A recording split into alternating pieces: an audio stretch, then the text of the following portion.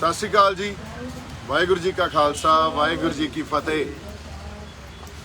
अज दी गलबात जिहड़ी कुछ पॉलिसीज़ नूं लैके आपां गलबात करांगे जिहड़ी बड़ी जरूरी आ, क्योंकि अज साडे जथेबंदियां दी जिहड़ी लीडरशिप आ जां साडे आगू आ किसान आगू उन्हां दी सरकार नाल मीटिंग होई। सरकार नाल अज दी मीटिंग च संगत नूं बड़ियां आसां सी, क्योंकि जिवें सानूं साडे आगूआं ने पिछली मीटिंग च ये दस्सिया भी सरकार दा रवैया वो बड़ा चंगा रहा ते सरकार साडियां गल्लां मनदी आ ते हो सकदा अगली मीटिंग च कोई हल निकलिया होवे। सो असीं बड़े आसवंद सी भी इस मीटिंग च कोई हल निकलूगा, पर एक बारी फिर मीटिंग बेसिट्टा रही। सो हुण जिस मोड़ ते जां जिथे संघर्ष जिहड़े पड़ाव ते पहुँच गया, सानू ये समझ लेना चाहिए भी इस तों बाद संघर्ष की या सरकार की जिहड़ी इस तों बाद रणनीति होगी वो करड़ी होगी, वो थोड़ा जिहा करड़ा करनगे ते सानू भी करना पऊगा। सो इस खातर थोड़ा जिहा विश्लेषण करना, एनालाइज करना इस संघर्ष नूं बड़ा जरूरी आ ते आपस च एक कोआर्डीनेशन पैदा करनी बड़ी जरूरी आ। टीम वर्क पैदा करना साडे लई बड़ा जरूरी आ। साडे लई जदों मैं कहना वो साडे किसान आगूआं च ते साडे च। सो इस ते आपां गलबात करदे हां। सब तो पहला सानू इस संघर्ष का जिहड़ा मूल खांसा की आ ते इहदा दायरा किड्डा क वड्डा, ये गल समझनी चाहिदी आ। ये क्यों समझनी चाहिदी आ? क्योंकि इस गल च कोई शक नहीं भी यह किसानी संघर्ष आ। किसी वेले जदों पहलां किते किसानी संघर्ष पैदा होए आ तां वो किसानां दे संघर्ष हुंदे सी, किसान ही लड़दे सी ते किसान जथेबंदियां दे आगू उस संघर्ष की अगवाही करदियां सी ते उस वेले समय समय ते सरकारां नाल वो लड़ाई लड़दियां सी। इस गल चों असीं मुनकर नहीं हो रहे। इस संघर्ष विच भी जे असीं ये गल समझीए, किसान जथेबंदियां दे आगूआं ने किसी इशू नूं रैकगनाइज किया या ये कह लईए इस जिहड़े नवे कानून बने आ इस इशू नूं उन्हां ने पछाणिया।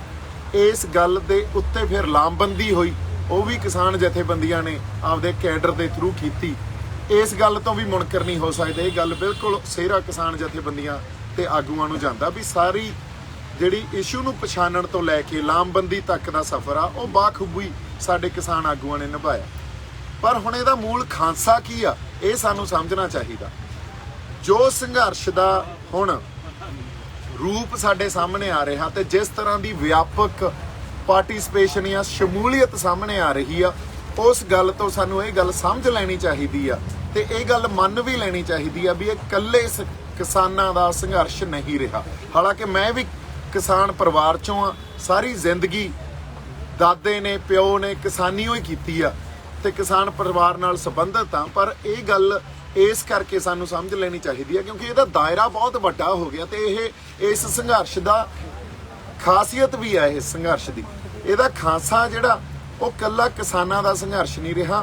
हुण ये जिहड़ा संघर्ष आ इहदे च जिहड़ी व्यापक शमूलीयत आ वो बहुत होर वर्गां दी भी हो रही है। तुसीं देखो साडे चाहे निहंग सिंह फौजां बैठियां, साडे जिहड़े बुद्धिजीवी आ वो आ रहे आ, साडे इत्थे जिहड़े पुलिस अफसर आ वो आपदियां नौकरियां छड्ड के आ रहे आ, साडे जिहड़े टीचर्स आ या जिहड़े प्रोफैसरस आ वो आ रहे आ। सो किस तरह दी मेरा जिहड़ा एक किੱਤਾ सी कलाकार या कला नाल संबंध खेतर चों असीं आ गए, क्योंकि ये गल असीं पहले दिन तो समझ ली ते ये गल हमेशा पहले दिन तो शंभू मोर्चे राहीं असीं रखी भी ये लड़ाई कल्ली आर्थिक लड़ाई नहीं आ, कल्ली MSP की लड़ाई नहीं आ, गल साडी होंद दी आ। जदों होंद दी लड़ाई आ सो इहो जी व्यापक पार्टिसिपेशन होनी लाजमी सी ते वो सानूं दिख भी रही है। सो ये गल साडे किसान आगूआं नूं साडी बेनती आ भी ये गल उन्हां नूं मन लैनी चाहिदी आ। इस संघर्ष का जिहड़ा दायरा वो एडा वड्डा हो गया भी इस संघर्ष की अगवाही आ जिहड़ी वो अकाल पुरख वाहिगुरू आप कर रहे आ, वो साडियां अकलां तो गिनतियां। हाँ जी, सो इस संघर्ष का दायरा साडियां अकलां तो साडियां गिनतियां मिनतियां तो बहुत वड्डा हो चुकिया। ਉਹਦਾ ਪ੍ਰਤੱਖ ਉਦਾਹਰਨ ਸਾਡੇ ਸਾਹਮਣੇ ਇਹ ਆ ਵੀ ਜਿਸ ਦਿਨ 26 ਨਵੰਬਰ ਨੂੰ ਅਸੀਂ ਸ਼ੰਭੂ ਤੋਂ ਤੁਰੇ ਸੀ ਤੇ ਕਿਸਾਨ ਜਥੇਬੰਦੀਆਂ ਦੇ ਜਾਂ ਸਾਡੇ ਆਗੂਆਂ ਦਾ ਜਿਹੜਾ ਪਲਾਨ ਇਹ ਸੀ ਵੀ ਅਸੀਂ ਸ਼ੰਭੂ ਤੇ ਬਹਿ ਜਾਾਂਗੇ ਜਾਂ ਉਧਰ ਖਨੌਰੀ ਵਾਲੇ ਪਾਸੇ ਖਨੌਰੀ ਬਹਿ ਜਾਣਗੇ ਜਾਂ ਜਿੱਥੋਂ ਵੀ ਅਸੀਂ ਦਿੱਲੀ ਪਰ ਅਕਾਲ ਪੁਰਖ ਵਾਹਿਗੁਰੂ ਦਾ ਵਰਤਾਰਾ ਇਹ ਵਾਪਰਿਆ ਵੀ ਉੱਥੇ ਅਕਾਲ ਪੁਰਖ ਵਾਹਿਗੁਰੂ ਨੇ ਸੰਗਤ ਦੇ ਰਾਹੀਂ ਆਪ ਫੈਸਲੇ ਦਿਵਾਏ।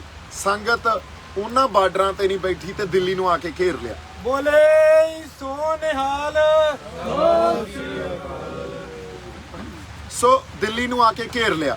ਜਦੋਂ ਅਸੀਂ ਦਿੱਲੀ ਨੂੰ ਘੇਰੀ ਬੈਠੇ ਆ, ਇਹ ਗੱਲ ਜਾਂ ਇਹ ਵਰਤਾਰਾ ਕਿਸੇ ਜਥੇਬੰਦੀ ਜਾਂ ਕਿਸੇ ਬੰਦੇ ਨੇ ਜਾਂ ਕਿਸੇ ਵਿਅਕਤੀ ਨੇ ਇਹ ਗੱਲ ਨਹੀਂ ਸੋਚੀ ਸੀ। ਇਹ ਉਹਨਾਂ ਗਿਣਤੀਆਂ ਮਿੰਤੀਆਂ ਤੋਂ ਤੇ ਸਾਡੀਆਂ ਅਕਲਾਂ ਤੋਂ ਪਰਾਂ ਦੀ ਗੱਲ ਹੋਈ। ਅਗਲੀ ਗੱਲ ਜਿਹੜੀ ਸਾਨੂੰ ਇੱਕ ਹੋਰ ਸਮਝ ਲੈਣੀ ਚਾਹੀਦੀ ਹੈ ਵੀ ਜਿੱਦਾਂ ਅਸੀਂ ਦਿੱਲੀ ਆ ਕੇ ਇੱਥੇ ਬੈਠੇ ਕੁੰਡਲੀ ਬਾਰਡਰ ਤੇ, ਉਦੋਂ ਜਥੇਬੰਦੀਆਂ ਦਾ ਫੈਸਲਾ ਇਹ ਸੀ ਵੀ ਬਰਾੜੀ ਦੇ ਗਰਾਊਂਡ 'ਚ ਚੱਲਦੇ ਆ, ਪਰ ਫਿਰ ਸੰਗਤ ਨੇ ਫੈਸਲਾ ਲਿਆ ਵੀ ਬਰਾੜੀ ਨਹੀਂ, ਅਸੀਂ ਤਾਂ ਇੱਥੇ ਹੀ ਬੈਠਾਂਗੇ।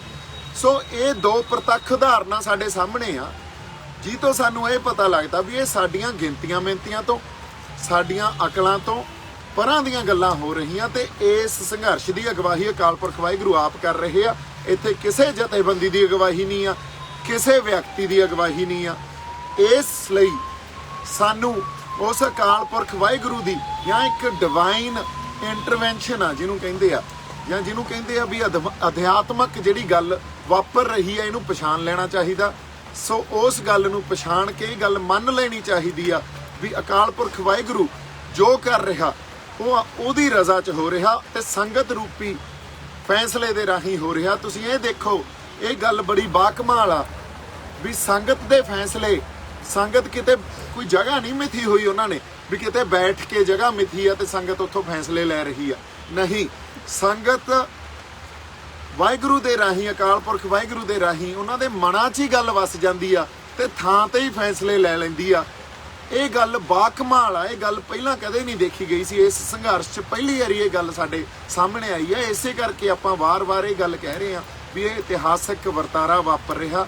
ਇਸ ਤਰ੍ਹਾਂ ਦਾ ਸੰਘਰਸ਼ ਪਹਿਲਾਂ ਨਾ ਕਦੇ ਪੈਦਾ ਹੋਇਆ ਤੇ ਹੋ ਸਕਦਾ ਆਉਣ ਵਾਲੇ ਸਮੇਂ 'ਚ ਜਦੋਂ ਤੱਕ ਉਸ ਅਕਾਲ ਪੁਰਖ ਵਾਹਿਗੁਰੂ ਦੀ ਰਜ਼ਾ ਨਾ ਹੋਊਗੀ ਉਦੋਂ ਤੱਕ ਐਡਾ ਵੱਡਾ ਸੰਘਰਸ਼ ਪੈਦਾ ਨਹੀਂ ਹੋਣਾ।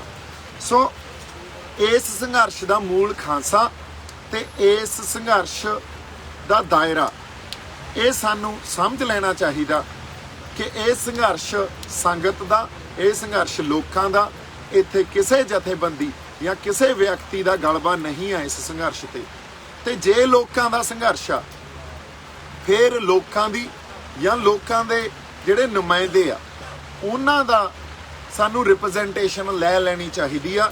ਹੁਣ ਜਿਸ ਤਰ੍ਹਾਂ ਦਾ ਵਰਤਾਰਾ ਚੱਲ ਰਿਹਾ, ਜੋ ਅੱਜ ਵੀ ਸਰਕਾਰ ਨਾਲ ਮੀਟਿੰਗ ਹੋਈ, ਜਿਹੜਾ ਇੱਕ ਡੈਡਲੌਕ ਜਾਂ ਇਹ ਪੜਾਅ ਆਇਆ ਹੋਇਆ, ਇਹ ਡੈਡਲੌਕ ਦਾ ਪੜਾਅ ਆਇਆ ਹੋਇਆ, ਉਹ ਟੁੱਟ ਨਹੀਂ ਰਿਹਾ।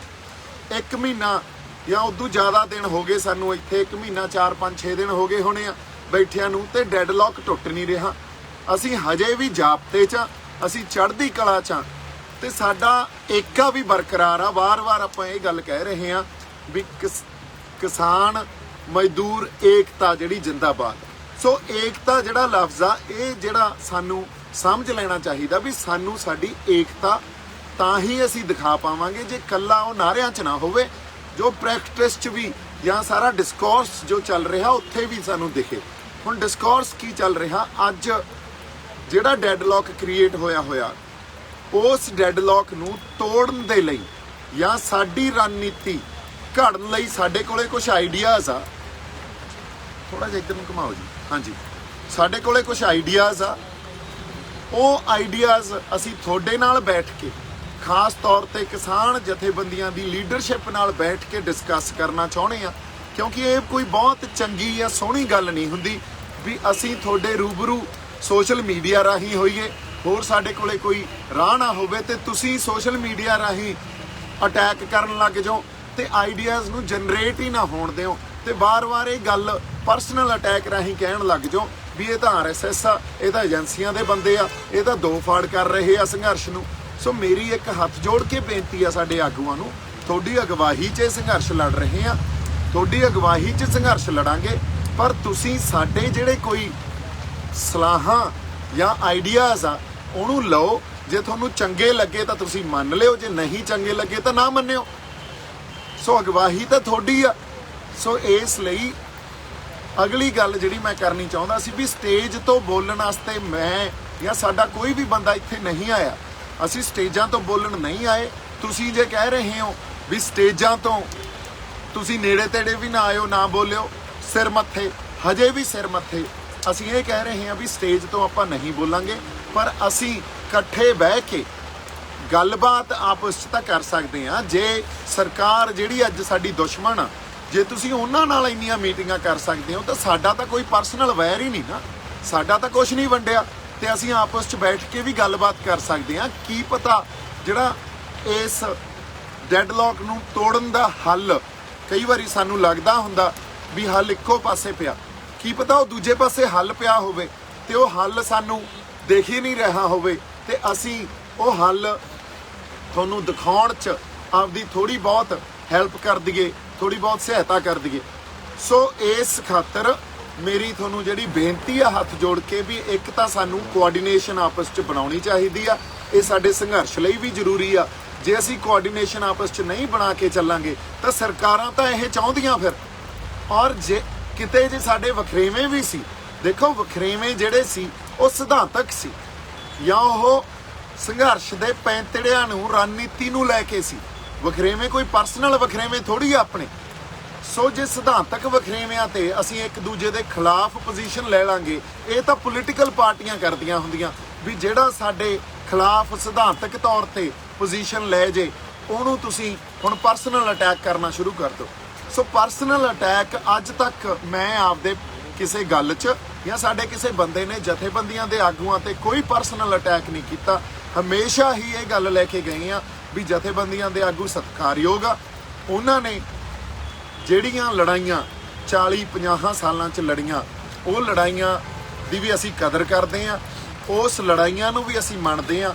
ਪਰ ਜਿਸ ਤਰ੍ਹਾਂ ਦਾ ਸੰਘਰਸ਼ ਹੁਣ ਇਹ ਪੈਦਾ ਹੋ ਗਿਆ ਜਾਂ ਜਿਸ ਤਰ੍ਹਾਂ ਦਾ ਵਰਤਾਰਾ ਚੱਲ ਰਿਹਾ, ਉੱਥੇ ਕਈ ਵਾਰੀ ਪੁਰਾਣੇ ਪੈਂਤੜੇ ਜਾਂ ਪੁਰਾਣੀਆਂ ਜਿਹੜੀਆਂ ਰਣਨੀਤੀਆਂ ਉਹ ਨਹੀਂ ਕੰਮ ਆਉਂਦੀਆਂ। ਸਾਨੂੰ ਨਵੇਂ ਪੈਂਤਰੇ ਤੇ ਨਵੀਂ ਰਣਨੀਤੀ ਘੜਨੀ ਪੈਂਦੀ ਆ, ਸਮੇਂ ਦੇ ਅਨੁਸਾਰ ਰਣਨੀਤੀ ਬਦਲਣੀ ਪੈਂਦੀ ਆ। ਇਸ ਖਾਤਰ ਮੇਰੀ ਬੇਨਤੀ ਆ ਵੀ ਅਸੀਂ ਆਪਸ 'ਚ ਕੋਆਰਡੀਨੇਸ਼ਨ ਬਣਾਈਏ। ਤੁਸੀਂ ਸਾਡੀ ਰਿਪਰੈਜ਼ੈਂਟੇਸ਼ਨ ਵੀ ਲਓ, ਅਸੀਂ ਤੁਹਾਨੂੰ ਸਲਾਹਾਂ ਦਈਏ ਤੇ ਅਸੀਂ ਆਪਸ 'ਚ ਜਦੋਂ ਮਿਲ ਕੇ ਬੈਠਾਂਗੇ। ਮੈਂ ਇੱਕ ਵਾਰੀ ਫੇਰ ਕਹਿੰਦਾ, ਜੇ ਤੁਹਾਡੇ ਮੇਰੇ ਨਾਲ ਚਲੋ ਇੱਕ ਪਰਸਨਲ ਗੱਲ ਆਪਾਂ ਸ਼ੇਅਰ ਕਰ ਲੈਂਦੇ ਆ। ਤੀਜੇ ਚੌਥੇ ਦਿਨ ਸੰਘਰਸ਼ ਦੇ ਮੈਂ ਰਾਤ ਨੂੰ ਮੁੰਡਿਆਂ ਨੂੰ, ਸਾਡੇ ਯੂਥ ਨੂੰ ਮਿਲਦਾ, ਸਟੇਜ ਦੇ ਆਸ-ਪਾਸ ਫਿਰ ਰਿਹਾ ਸੀ, ਤਾਂ ਉੱਥੇ ਜਿਹੜੇ ਮਨਜੀਤ ਰਾਏ ਆ ਜਿਨ੍ਹਾਂ ਨੇ ਕਾਫੀ ਕੁਝ ਬੋਲਿਆ ਮੇਰੇ ਖਿਲਾਫ, ਕਾਫੀ ਕੁਝ ਬੋਲਿਆ ਜਾਂ ਹੋਰ ਵੀ ਬੜਾ ਕੁਝ ਬੋਲਿਆ ਸਾਰੇ ਬੰਦਿਆਂ ਦੇ ਖਿਲਾਫ, ਉਹਨਾਂ ਨੇ ਮੈਨੂੰ ਬੁਲਾ ਲਿਆ। 2-3 ਸਾਡੇ ਕਿਸਾਨ ਜਥੇਬੰਦੀਆਂ ਦੇ ਆਗੂ ਸੀਗੇ ਤੇ ਉਹ ਕਹਿੰਦੇ ਜੀ ਤੁਹਾਡੇ ਨਾਲ ਗੱਲ ਕਰਨੀ ਆ। ਮੈਂ ਕਿਹਾ ਪਲੀਜ਼ ਕਰੋ ਜੀ। ਕਹਿੰਦੇ ਆਪਾਂ ਮਿਲ ਕੇ ਬੈਠਾਂਗੇ ਤੇ ਆਪਾਂ ਗੱਲਬਾਤ ਕਰਾਂਗੇ, ਪਰ ਸਾਡਾ ਗੁੱਸਾ ਇਹ ਆ ਵੀ ਤੁਸੀਂ ਸਾਨੂੰ ਜਿਹੜੀਆਂ ਗੱਲਾਂ ਕਹੀਆਂ ਵੀ ਪ੍ਰੀਤੀ ਭੋਜ ਕਰਕੇ ਆਉਣੇ ਹੋ ਅਸੀਂ ਸਰਕਾਰ ਨਾਲ, ਤੁਸੀਂ ਇਹ ਗੱਲ ਕਹੀ ਤੇ ਇਹ ਸਾਡੇ ਦਿਲਾਂ ਨੂੰ ਲੱਗ ਗਈ। ਮੈਂ ਉਹਨਾਂ ਨੂੰ ਕਿਹਾ ਜੀ ਇਹ ਗੱਲ ਜਿਹੜੀ ਸੀ ਨਾ, ਇਹ ਸਿੰਬੋਲਿਕ ਗੱਲ ਸੀ। ਪ੍ਰੀਤੀ ਭੋਜ ਕਈ ਵਾਰੀ ਜਦੋਂ ਅਸੀਂ ਸੰਘਰਸ਼ ਜਾਂ ਲੜਾਈ ਲੜਦੇ ਹਾਂ ਉਦੋਂ ਸਿੰਬੋਲਿਕ ਗੱਲਾਂ ਦਾ ਵੀ ਧਿਆਨ ਰੱਖਣਾ ਪੈਂਦਾ ਹੁੰਦਾ। ਇਹ ਸਿੰਬੋਲਿਕ ਗੱਲ ਸੀ, ਉਹਨਾਂ ਪੈਂਤੜਿਆਂ ਦਾ ਵੀ ਧਿਆਨ ਰੱਖਣਾ ਪੈਂਦਾ ਹੁੰਦਾ। ਪਰ ਜੇ ਤੁਹਾਡਾ ਦਿਲ ਦੁਖਿਆ ਮੇਰੀ ਕਿਸੇ ਗੱਲ ਤੋਂ, ਤਾਂ ਮੈਂ ਸਾਰੇ ਜਥੇਬੰਦੀਆਂ ਦੇ ਆਗੂਆਂ ਤੋਂ ਮਾਫੀ ਮੰਗਦਾ। ਇਸ ਗੱਲ 'ਚ ਆਪਾਂ ਕੋਈ ਹੰਕਾਰ ਜਾਂ ਇਨਸਿਕਿਉਰਿਟੀ ਲੈ ਕੇ ਥੋੜੀ ਚੱਲ ਰਹੇ ਹਾਂ। ਸੋ ਕੋਈ ਸਿੱਖ ਜਾਂ ਗੁਰੂ ਨਾਨਕ ਸਾਹਿਬ ਤੋਂ ਜਿਹੜਾ ਜਜ਼ਬਾ ਲੈ ਕੇ ਆਪਾਂ ਤੁਰੇ ਹਾਂ, ਉੱਥੇ ਕੋਈ ਹੰਕਾਰ ਤੇ ਇਨਸਿਕਿਉਰਿਟੀ ਨਹੀਂ ਆ, ਕੋਈ ਈਗੋ ਨਹੀਂ ਆ, ਤੇ ਅਸੀਂ ਮਾਫੀ ਮੰਗਦੇ ਹਾਂ ਜੇ ਤੁਹਾਡਾ ਦਿਲ ਦਿਖਾਇਆ ਤਾਂ। ਉਹ ਕਹਿੰਦੇ ਠੀਕ ਆ, ਕੋਈ ਗੱਲ ਨਹੀਂ, ਫਿਰ ਅਸੀਂ ਦੱਸਾਂਗੇ। ਉਸ ਤੋਂ ਬਾਅਦ ਮੇਰੇ ਨਾਲ ਕੋਈ ਰਾਬਤਾ ਨਹੀਂ ਬਣਾਇਆ। ਦੂਜੇ ਤੀਜੇ ਦਿਨ ਇਨਫੈਕਟ ਮਤਾ ਪਾਤਾ ਵੀ ਦੀਪ ਸਿੱਧੂ ਨੂੰ ਸਟੇਜ ਦੇ ਆਸ-ਪਾਸ ਵੀ ਅਸੀਂ ਫਟਕਣ ਨਹੀਂ ਦੇਵਾਂਗੇ। ਮੈਂ ਕਿਹਾ ਇਹ ਵੀ ਸਿਰ ਮੱਥੇ ਜੀ। ਸੋ ਗੱਲ ਇਹ ਆ ਵੀ ਸਾਨੂੰ ਹੁਣ ਕਿਸੇ ਤਰ੍ਹਾਂ ਦਾ ਹੰਕਾਰ, ਕਿਸੇ ਤਰ੍ਹਾਂ ਦੀ ਇਨਸਿਕਿਉਰਿਟੀ ਨਹੀਂ ਹੋਣੀ ਚਾਹੀਦੀ। ਹੰਕਾਰ ਸਾਨੂੰ ਆਪਦੀਆਂ ਪੋਜੀਸ਼ਨਾਂ ਦਾ ਹੁੰਦਾ। ਜਦੋਂ ਅਸੀਂ ਇਹ ਗੱਲ ਮੰਨ ਲਈਏ ਵੀ ਅਕਾਲ ਪੁਰਖ ਵਾਹਿਗੁਰੂ ਨੇ ਇਹ ਜਿਹੜਾ ਵਰਤਾਰਾ ਸਾਰਾ ਅਕਾਲ ਪੁਰਖ ਵਾਹਿਗੁਰੂ ਦੀ ਅਗਵਾਈ 'ਚ ਵਾਪਰ ਰਿਹਾ, ਤਾਂ ਫਿਰ ਸਾਨੂੰ ਕਿਸੇ ਤਰ੍ਹਾਂ ਦਾ ਹੰਕਾਰ ਨਹੀਂ ਆ। ਤੇ ਜੇ ਅਸੀਂ ਇਹ ਗੱਲ ਮੰਨ ਲਈਏ ਵੀ ਸਾਡੀ ਪੋਜੀਸ਼ਨ ਜਾਂ ਸਾਡੀ ਜਥੇਬੰਦਕ ਢਾਂਚੇ ਦਾ ਕਿੰਨਾ ਕੁ ਮਜ਼ਬੂਤ ਹੋਣਾ ਉਹ ਵੀ ਅਕਾਲ ਪੁਰਖ ਵਾਹਿਗੁਰੂ ਨੇ ਦੇਣਾ, ਕਿਉਂਕਿ ਦੇਖੋ ਅਕਾਲ ਪੁਰਖ ਵਾਹਿਗੁਰੂ ਵੱਡੀਆਂ ਵੱਡੀਆਂ ਪੋਜੀਸ਼ਨਾਂ ਦੇ ਦਿੰਦਾ ਹੁੰਦਾ ਤੇ ਮਿੰਟਾਂ 'ਚ ਹੀ ਉਹਨਾਂ ਪੋਜੀਸ਼ਨਾਂ ਨੂੰ ਖਿੱਚ ਲਿਜਾਂਦਾ।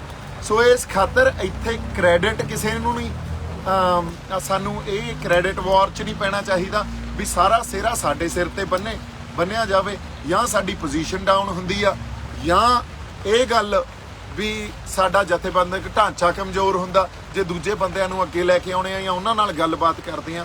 ਸਾਨੂੰ ਇਸ ਹਉਮੈ ਤੋਂ, ਸਾਨੂੰ ਐਰੋਗੈਂਸ ਤੋਂ, ਸਾਨੂੰ ਇਨਸਿਕਿਉਰਿਟੀ ਤੋਂ ਨਿਕਲਣਾ ਚਾਹੀਦਾ, ਸਾਨੂੰ ਤੰਗ ਨਜ਼ਰੀ ਚੋਂ ਵੀ ਨਿਕਲਣਾ ਚਾਹੀਦਾ। ਇਹ ਗੱਲ ਇਕੱਲੇ ਮੈਂ ਕਿਸਾਨ ਜਥੇਬੰਦੀਆਂ ਦੇ ਆਗੂ ਨਹੀਂ, ਮੈਂ ਆਪਦੇ ਆਪ ਨੂੰ ਵੀ ਕਹਿ ਰਿਹਾ ਇਹ ਗੱਲ। ਸੋ ਸਾਨੂੰ ਇੱਕ ਵਾਰੀ ਕੋਆਰਡੀਨੇਟ ਕਰਕੇ ਆਪਸ 'ਚ ਟੀਮ ਵਰਕ ਪੈਦਾ ਕਰਨਾ ਚਾਹੀਦਾ, ਉਸ ਟੀਮ ਵਰਕ ਦੇ ਰਾਹੀਂ ਗਾਂਹ ਵਧਣਾ ਚਾਹੀਦਾ ਤਾਂ ਕਿ ਇਹ ਡੈਡਲੌਕ ਟੁੱਟ ਸਕੇ, ਸਾਡੀ ਜਿੱਤ ਹੋਵੇ, ਸਾਡੇ ਜਿਹੜੇ ਸੰਘਰਸ਼ੀ ਬੰਦੇ ਆ ਉਹ ਇੱਥੋਂ ਜਿੱਤ ਕੇ ਜਾਣ, ਇੱਕ ਨਵਾਂ ਆਪਾਂ ਪੰਜਾਬ ਸਿਰਜੀਏ, ਨਵਾਂ ਸਮਾਜ ਸਿਰਜੀਏ, ਕਿਸਾਨਾਂ ਦੀ ਜਿੱਤ ਹੋਵੇ। ਉਸ ਅਕਾਲ ਪੁਰਖ ਵਾਹਿਗੁਰੂ ਦਾ ਅਸੀਂ ਸ਼ੁਕਰਾਨਾ ਕਰੀਏ ਜਿਨੇ ਸਾਨੂੰ ਜਗਾਇਆ, ਜਿਨੇ ਇਹ ਜਜ਼ਬਾ ਸਾਡੇ ਅੰਦਰ ਭਰਤਾ ਤੇ ਜਿਨੇ ਰਾਤੋਂ ਰਾਤ ਸਾਨੂੰ ਜ਼ੀਰੋ ਤੋਂ ਹੀਰੋ ਬਣਾਤਾ। ਸੋ ਇਸ ਡਿਵਾਈਨ ਇੰਟਰਵੈਂਸ਼ਨ ਨੂੰ ਸਾਨੂੰ ਸਮਝਣਾ ਚਾਹੀਦਾ, ਏਕਾ ਬਰਕਰਾਰ ਰੱਖੀਏ, ਉਸ ਏਕੇ ਨੂੰ ਇਕੱਲੇ ਨਾਅਰਿਆਂ 'ਚ ਨਹੀਂ ਸਾਡੇ ਡਿਸਕੋਰਸ 'ਚ ਵੀ ਦਿਖਾਈਏ। ਤੇ ਬਾਕੀ ਸਾਡੀ ਸੰਗਤ ਇੱਥੇ ਦੇਖੋ, ਅਸੀਂ ਸਾਡੀ ਬੇਬੇ ਦੀ ਰਸੋਈ 'ਚ ਬੈਠੇ ਆ, ਸਾਰੇ ਪ੍ਰਸ਼ਾਦਾ ਛਕ ਰਹੇ ਸੀ। ਇਨ ਬਿਟਵੀਨ ਸਾਡੀਆਂ ਮਾਤਾਵਾਂ ਬੈਠੀਆਂ ਤੇ ਇਨ ਬਿਟਵੀਨ ਇਹ ਗੱਲਾਂ ਜਿਹੜੀਆਂ ਇੱਥੇ ਅਸੀਂ ਕਰਦੇ ਰਹੇ ਆ, ਕਰਦੇ ਰਹਿੰਦੇ ਆ। ਸੰਗਤ ਵਾਰ ਵਾਲੇ ਗੱਲ ਲੈ ਕੇ ਆਉਂਦੀ ਆ ਵੀ ਸਾਡੀ ਜਿਹੜੀ ਗੱਲ ਆ ਉਹ ਕਿਸਾਨ ਜਥੇਬੰਦੀਆਂ ਦੇ ਆਗੂਆਂ ਤੱਕ ਪਹੁੰਚਣੀ ਚਾਹੀਦੀ ਆ ਤੇ ਜਥੇਬੰਦੀਆਂ ਦੇ ਜਿਹੜੇ ਸਾਡੇ ਆਗੂ ਆ ਉਹ ਗੱਲ ਸੁਣੇ ਤਾਂ ਕਿ ਡਿਸਕਨੈਕਟ ਨਾ ਪੈਦਾ ਹੋਵੇ। ਔਰ ਵਾਰ-ਵਾਰ ਅਸੀਂ ਪਰਸਨਲ ਅਟੈਕਸ ਤੇ ਨਾ ਜਾਈਏ, ਮੇਰੇ ਖਿਆਲ 'ਚ ਇਹ ਕੋਈ ਬਾਹਲੀ ਵਧੀਆ ਗੱਲ ਨਹੀਂ ਹੁੰਦੀ। ਪਰਸਨਲ ਅਟੈਕ ਜਿਹੜੇ ਹੁੰਦੇ ਆ ਉਹ ਬਹੁਤ ਹੋਸ਼ੇ ਲੋਕ ਕਰਦੇ ਆ, ਸਾਡੇ ਕਿਰਦਾਰ ਵੀ ਉਦੋਂ ਉੱਚੇ ਆ ਤੇ ਸਾਡੇ ਕੋਲੇ ਜਿਹੜੀ ਮੱਤ ਜਿਹੜੀ ਉੱਚੀ ਆ, ਮਨ ਨੀਵਾਂ, ਉਹ ਅਕਾਲ ਪੁਰਖ ਵਾਹਿਗੁਰੂ ਨੇ ਸਾਨੂੰ ਬਖਸ਼ਿਆ। ਸਾਨੂੰ ਉਸ ਪ੍ਰੈਕਟਿਸ ਨੂੰ ਆਪਦੇ ਅੰਦਰ ਵਸਾਉਣਾ ਚਾਹੀਦਾ। ਗੁਰੂ ਨਾਨਕ ਸਾਹਿਬ ਨੇ ਸਾਨੂੰ ਜਿਹੜਾ ਸਰਬੱਤ ਦੇ ਭਲੇ ਦਾ ਇੱਕ ਅਸੂਲ ਜਾਂ ਸਰਬੱਤ ਦੇ ਭਲੇ ਦਾ ਜਿਹੜਾ ਫਲਸਫਾ ਸਿਖਾਇਆ, ਉਸ ਫਲਸਫੇ ਨੂੰ ਸਾਨੂੰ ਆਪਦੇ ਅੰਦਰ ਵਸਾਉਣਾ ਚਾਹੀਦਾ। ਸਾਰੇ ਹੀ ਸਾਡੇ ਆ, ਕੋਈ ਵਖਰੇਵੇਂ ਜਿਹੜੇ ਉਹ ਸਿਧਾਂਤਕ ਤੌਰ ਤੇ ਹਮੇਸ਼ਾ ਹੀ ਹੁੰਦੇ ਆ, ਪਰ ਉਹਨਾਂ ਵਖਰੇਵਿਆਂ ਦੇ ਚੱਲਦੇ ਅਸੀਂ ਆਪਸ 'ਚ ਖਿਲਾਫ ਪੋਜੀਸ਼ਨਾਂ ਨਹੀਂ ਲੈਂਦੇ ਹੁੰਦੇ। ਸੋ ਇਸ ਕਰਕੇ ਹੁਣ ਕਿਸੇ ਨੂੰ ਏਜੰਸੀਆਂ ਦਾ ਕਹਿ ਦੇਣਾ, ਕਿਸੇ ਨੂੰ ਕੋਈ ਹੋਰ ਜਿਹੜੇ ਅਸੀਂ ਟੈਗ ਦੇ ਦੇਣੇ, ਇਹ ਗੱਲਾਂ ਬੜੀਆਂ ਛੋਟੀਆਂ। ਇਹਨਾਂ ਗੱਲਾਂ ਤੋਂ ਜਾਂ ਇਹ ਜਿਹੜੀ ਸਾਡੇ 'ਚ ਬੇਭਰੋਸੇ ਪੈਦਾ ਹੋਏ ਆ, ਇਹਨਾਂ ਗੱਲਾਂ ਤੋਂ ਪਰਾਂ ਉੱਠੀਏ ਤੇ ਅਸੀਂ ਆਪਸ 'ਚ ਕੋਆਰਡੀਨੇਸ਼ਨ ਬਣਾ ਕੇ ਚੱਲੀਏ। ਬਾਕੀ ਜਿਹੜੀ ਗੱਲ ਆਪਾਂ ਇਹ ਕਰਨੀ ਸੀ ਵੀ ਕਈ ਵਾਰੀ ਸਟੇਟ ਦਾ ਨਾ ਜਿਹੜਾ ਖਾੜਕੂ ਸੰਘਰਸ਼ ਦੇ ਦੌਰਾਨ ਇੱਕ ਨੈਰੇਟਿਵ ਰਿਹਾ ਪੰਜਾਬ ਨੂੰ ਡਰਾਉਣ ਦਾ ਜਾਂ ਪੰਜਾਬ 'ਚ ਡਰ ਪੈਦਾ ਕਰਨ ਦਾ, ਸਾਡੀ ਮਾਨਸਿਕਤਾ 'ਚ ਡਰ ਪੈਦਾ ਕਰਨ ਦਾ, ਉਹ ਸਟੇਟ ਜਾਂ ਸਰਕਾਰ ਹੁਣ ਵੀ ਵਰਤ ਰਹੀ ਹੈ। ਹੁਣ ਵੀ ਉਹੀ ਨੈਰੇਟਿਵ ਵਰਤ ਕੇ ਤੇ ਕਿਸਾਨ ਆਗੂ ਕਈ ਵਾਰੀ ਉਸ ਨੈਰੇਟਿਵ ਤੋਂ ਡਰ ਜਾਂਦੇ ਆ। ਦੇਖੋ, ਸਿੱਖ ਜਿਹੜਾ ਉਹ ਕਦੇ ਵੀ ਹਿੰਸਕ ਨਹੀਂ ਹੁੰਦਾ। ਸਿੱਖ ਨੇ ਕਦੇ ਵੀ ਹਿੰਸਾ ਸਿੱਖੀ ਹੋਈ ਨਹੀਂ। ਹਥਿਆਰ ਤਾਂ ਅਸੀਂ ਜਰਵਾਣੇ ਦੀ ਭੱਖਿਆ ਤੇ ਗਰੀਬਾਂ ਦੀ ਰੱਖਿਆ ਕਰਨ ਵਾਸਤੇ ਚੱਕਦੇ ਰਹੇ ਆ ਤੇ ਸਿੱਖ ਦੇ ਮਨ 'ਚ ਕਦੇ ਵੀ ਹਿੰਸਾ ਪੈਦਾ ਨਹੀਂ ਹੁੰਦੀ ਤੇ ਉਹ ਹਿੰਸਾ ਕਦੇ ਹਥਿਆਰ ਨਹੀਂ ਚੁਕਾਉਂਦੀ। ਸੋ ਇਸ ਕਰਕੇ ਉਸ ਮਾਨਸਿਕਤਾ ਤੋਂ, ਉਸ ਡਰ ਤੋਂ ਕਿਸਾਨ ਜਥੇਬੰਦੀਆਂ ਦੇ ਆਗੂਆਂ ਨੂੰ ਬੇਨਤੀ ਆ ਵੀ ਪਲੀਜ਼ ਉਸ ਡਰ ਤੋਂ ਪਰਾਂ ਹੋ। ਸਰਕਾਰ ਨੇ ਇਹ ਗੱਲਾਂ ਵਾਰ-ਵਾਰ ਸਿਰਜਣੀਆਂ, ਤੁਸੀਂ ਜਾਂ ਅਸੀਂ ਇਹਦਾ ਸ਼ਿਕਾਰ ਨਹੀਂ ਹੋਣਾ। ਅਸੀਂ ਕਿੰਨੇ ਜਾਬਤੇ 'ਚ ਰਹਿ ਕੇ, ਇੱਕ ਬਾਕਮਾਲ ਜਾਬਤਾ ਤੇ ਡਿਸਪਲਿਨ 'ਚ ਰਹਿ ਕੇ ਇਹ ਸੰਘਰਸ਼ ਲੜ ਰਹੇ ਆ। ਇਹ ਡਿਸਪਲਿਨ ਤੇ ਜਾਬਤਾ ਵੀ ਕਾਇਮ ਰਹੂਗਾ, ਤੁਹਾਡੀ ਜਿਹੜੀ ਅਗਵਾਈ ਵੀ ਕਾਇਮ ਰਹੂਗੀ। ਸਾਡੀ ਹੱਥ ਜੋੜ ਕੇ ਬੇਨਤੀ ਆ ਵੀ ਅਸੀਂ ਮਿਲ ਕੇ ਗੱਲਬਾਤ ਰਾਹੀਂ ਗੱਲਾਂ ਨੂੰ ਸਮਝੀਏ, ਆਈਡੀਆਜ਼ ਨੂੰ ਡਿਸਕਸ ਕਰੀਏ, ਆਈਡੀਆਜ਼ ਨੂੰ ਫਿਰ ਇੰਪਲੀਮੈਂਟ ਕਰੀਏ। ਇੰਨੀਆਂ ਕੁ ਗੱਲਾਂ ਤੁਹਾਡੇ ਨਾਲ ਕਰਨੀਆਂ ਸੀ। ਸਾਡੇ ਵੱਲੋਂ ਬਹੁਤ ਸਾਰਾ ਪਿਆਰ ਤੇ ਸਤਿਕਾਰ। ਜਿਉਂਦੇ ਵਸਦੇ ਰਹੋ ਤੇ ਸਪੈਸ਼ਲੀ ਸਾਡੇ ਆਗੂਆਂ ਲਈ ਬੜਾ ਪਿਆਰ ਤੇ ਸਤਿਕਾਰ, ਕਿਉਂਕਿ ਕੋਈ ਪਰਸਨਲ ਆਪਣੀ ਲੜਾਈ ਨਹੀਂ ਆ। ਕਈ ਵਾਰੀ ਸਿਧਾਂਤਾਂ 'ਚ ਵਖਰੇਵੇਂ ਹੋ ਸਕਦੇ ਆ ਤੇ ਉਹਨਾਂ ਨੂੰ ਅਸੀਂ ਆਪਸ 'ਚ ਬਹਿ ਕੇ ਨਜਿੱਠ ਸਕਦੇ ਆ। ਇਹ ਵੀ ਕੋਈ ਬੜੀ ਵੱਡੀ ਗੱਲ ਨਹੀਂ ਹੁੰਦੀ ਤੇ ਇਸ ਡੈਡਲੌਕ ਦਾ ਵੀ ਜਿਹੜਾ ਹੱਲ ਆ ਉਹ ਹੈਗਾ। ਹੱਲ ਨਿਕਲੇ ਆਉਂਦੇ ਹੁੰਦੇ ਆ। ਸਿਰ ਜੋੜ ਕੇ ਬੈਠੀਏ। ਮੇਰੇ ਵੱਲੋਂ ਇੱਕ ਵਾਰੀ ਫਿਰ ਆਬਾਦ ਰਹੋ, ਖੁਸ਼ ਰਹੋ, ਸਤਿਕਾਰ, ਪਿਆਰ। ਸਤਿ ਸ਼੍ਰੀ ਅਕਾਲ। ਵਾਹਿਗੁਰੂ ਜੀ ਕਾ ਖਾਲਸਾ, ਵਾਹਿਗੁਰੂ ਜੀ ਕੀ ਫਤਿਹ।